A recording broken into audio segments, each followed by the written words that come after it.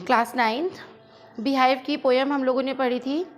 पैटरिंग sound जो poem पढ़ी थी हमने, रेन ऑन द रूफ, उसके आज क्वेश्चन आंसर्स डिस्कस कर रहे हैं। तो क्वेश्चन आंसर्स देखिएगा आप लोग, थिंकिंग अबाउट द पोएम के बारे में। What do the following phrases mean to you. ये जो फ्रेज दिए हुए हैं, फ्रेज क्या होते हैं? वर्ड्स और group of words. Group of word शब्दों का ऐसा समूह जिसका कुछ विशेष अर्थ हो, उनको हम फ्रेजेस बोलते हैं। जैसे आपको पता है कुछ फ्रेजल वर्ब्स आपको अक्सर लेसन के बीच बीच में आती रहती है, मैं आपको बताती भी हूँ। जैसे पुट ऑन, पुट ऑन का मतलब कुछ रखना नहीं होता है, पुट ऑन का मतलब क्या होता है? पहनना, ठीक है। टेक ऑफ, उतारना, ठीक है। बस्ट आउट, बस्ट आउट मतलब बिल्कुल फूट पड़ना, ठीक है। जैसे लुक आफ्टर यानी किसी की देखभाल करना। तो वैसे ही ये कुछ फ्रेजेस दिए हुए हैं। ह्यूमिड शेडोज, धुंधली आकृति। ह्यूमिड शेडोज का मतलब क्या है? धुंधली सी आकृति, यानी एक ऐसी आकृति जो स्पष्ट नहीं है, यानी अस्पष्ट आकृति। तो इन फ्रेजेस का आपके लिए क्या मीन है, इसको आपको डिस्क्राइब करना है। स्टेरिस्फेयर्स, अब स्टेरिस्फेयर्स क्या है? स्टेरिस्फेयर्स ऐसे मोती, ऐसे नगीने जो कैसे हैं? स्टेरी, ठीक है। वाटर ब्लिस, ब्लिस क्या होता है? एक अभिशाप या श्राप हो सकता है, या एक ऐसी बात जो आपको चुभन देती हो, है ना।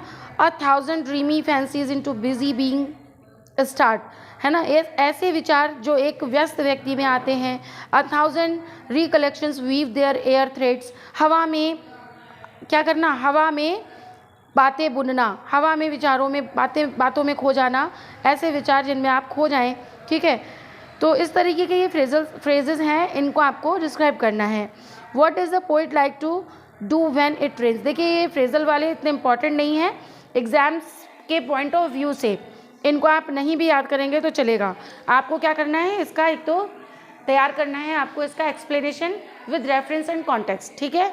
यानी सप्रसंग आपको इसकी व्याख्या तैयार करनी है, प्लस इसके क्वेश्चन आंसर्स जो नीचे वाले हैं। जैसे what does the poet like to do when it rains, जब बारिश होती है तो कवि को क्या करना अच्छा लगता है? क्या करना अच्छा लगता है? एक झोपड़ी में चुपचाप लेट करके, उसने कहा था ना, पैटरिंग साउंड को लिसन करना, सुनना, hearing the पैटरिंग sound of rain. बारिश की बूंदों को सुनना क्या लगता है? उसे बहुत अच्छा लगता है। तो ये आपको बताना है।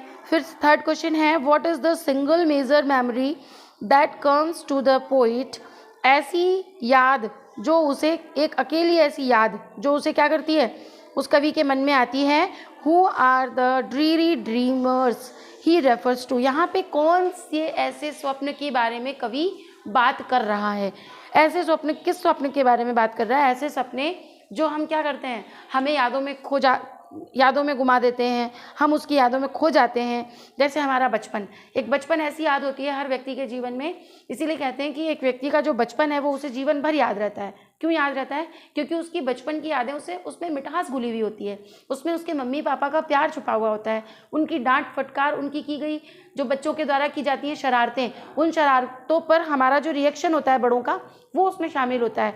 तो वो ऐसे ड्रीम्स हैं उनके यादों में जिन्हें वो कभी खोना भी नहीं चाहते और कभी भूलना भी नहीं चाहते।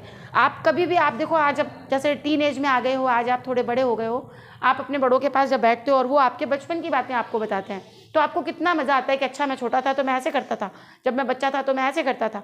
तो वही बातें हैं, ऐसी बातें जो आपको क्या देती हैं, मिठास घोल देती हैं आपकी यादों में, आपकी ऐसी बातें जो आपको खुशी देती हैं, उसके बारे में कवि कहना चाह रहा है। Is the poet now a child, क्या वो जो कवि है वो अभी बच्चा है? नहीं, वो बच्चा नहीं है, तभी तो वो बचपन की बातों में खो गया। Is his mother still alive, क्या उसकी माँ भी जीवित है? नहीं है जीवित, तभी तो वो उनकी यादों में खो जाता है।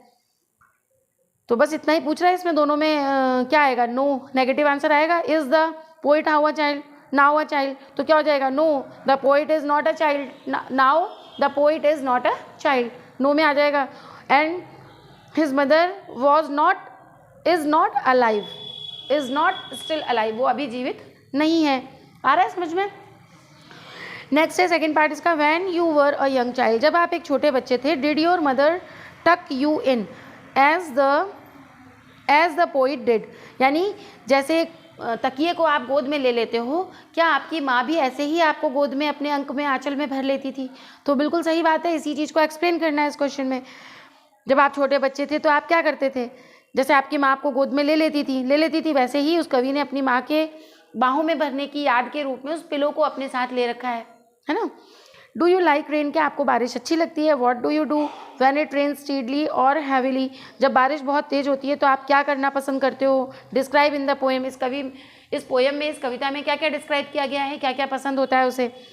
फिर does everybody have a cosy bed, क्या सबके पास एक नरम मुलायम बिस्तर होता है? नहीं होता है, नहीं होता है ना सबके पास अच्छा सा नरम मुलायम बिस्तर, कुछ लोगों के पास बिस्तर ही नहीं होते हैं।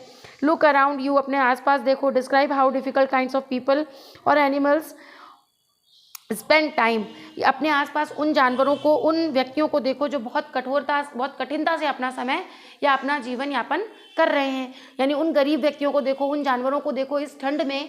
अभी आप जैसे ठंड के सीज़न में आप देखिए, अपन घर के अंदर भी इतने सारे वूलन अपन पहन लेते हैं, स्वेटर, जैकेट, सॉक्स, इनर सब पहन के भी अपन को ठंड, घर के अंदर भी ठंड लग रही है। तो अब आप सोचिए वो लोग जो फुटपाथ पर या जो लोग रेलवे स्टेशन पर रहते हैं, जिनके पास घर नहीं है रहने के लिए, वो कैसे अपनी रात बिताते होंगे, किस तरह से वो ठिठुरती ठंड में रहते होंगे, ये इसमें कवि कह रहा है। तो ये आपस में डिस्कस करना है, आपकी सूझबूझ के आंसर्स होते हैं। आप लोग जब तक क्वेश्चन आंसर्स को ये सोचोगे कि हवा है, तो वो हवा आपको डराता ही रहेगा। इसलिए इससे डरो मत, सिर्फ उसकी मेन थीम को समझो। पोएम है, चैप्टर है, स्टोरी है, आप उसमें मूल बात को समझो कि क्या बात कही जा रही है, किस बारे में डिस्कशन चल रहा है, और उस बात को अपनी लैंग्वेज में, आप भले ही ईजी लैंग्वेज में लिखो, नो मैटर ये करता है कि आपने जो आंसर दिया है वो टू द पॉइंट है या नहीं है, जो क्वेश्चन पूछा जा रहा है उस क्वेश्चन तक आपका उत्तर पहुंच रहा है या नहीं पहुंच रहा है, दैट्स मैटर। अब आपसे कोई पूछ रहा है कि तुमने आज क्या खाया, और तुम उसको बता रहे हो कि मैंने नाश्ता कर लिया है, अब खाने की तैयारी है, मैं शाम को नाश्ते में खाने में ये बनवाऊंगा। अरे आपसे पूछा ही नहीं है इतना आसपास का रामायण, आपसे सिर्फ इतना पूछा है कि आपने आज नाश्ते में क्या खाया, बस उतना ही बताओ, काम खत्म। तो क्वेश्चन आंसर्स करने के लिए सीधा फंडा है, आप मेन थीम को पोएम की समझो और आप अपनी ईजी से ईजी लैंग्वेज में क्वेश्चन आंसर्स को करो। फिर भी आपको अगर कोई डिफिकल्टी आती है तो आप लोग पूछिएगा, डिस्कस कीजिएगा। ओके।